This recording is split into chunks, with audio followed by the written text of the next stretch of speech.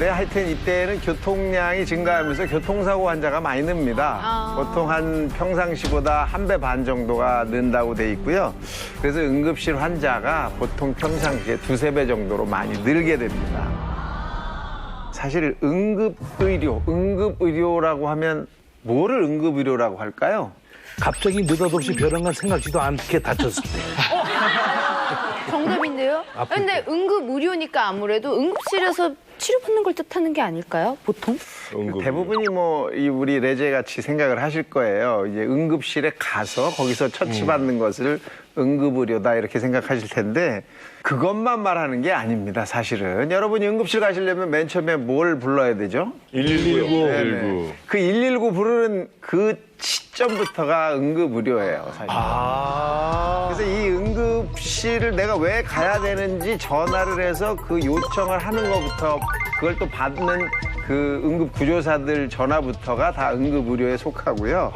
가서 이송 단계 같은 이런 단계를 다 거치는 것 모든 것이 응급의료라고 합니다. 그러니까 응급병원에서 처치만 받는 것이 아니니까 이런 응급의료도 좀 알아두시면 좋겠어요. 네, 그리고 보통 이 환자가 발생하면은 아주 빨리 119에 전화를 해서 구조대를 부를 생각만 하잖아요. 그런데 실제로 이 119에 전화를 해서 이 구급차를 타고 온 그런 그 응급실 방문 환자의 대다수가 긴급한 처치가 별로 필요 없는 병증 혹은 비응급 환자라고 합니다. 실제 가벼운 증상이라면은 차분하게 통화를 하면서 시키는 대로 이렇게 처치만 하면은 대부분이 해결되는 일이 많다고 합니다. 그러니까 꼭 참가하셔서 너무 당황하지 않으시면 좋겠어요.